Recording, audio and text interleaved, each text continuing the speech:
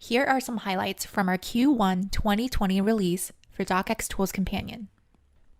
In Q4, we introduced the guided experience that walks the user through numbering issues found in the document, allowing them to fix or skip it.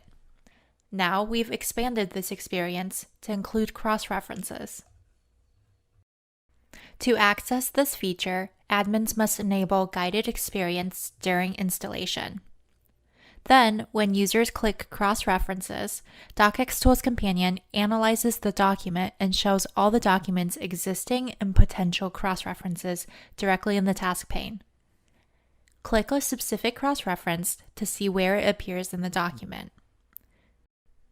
To review each cross-reference, easily navigate between different items using the arrows and click Assign or Skip.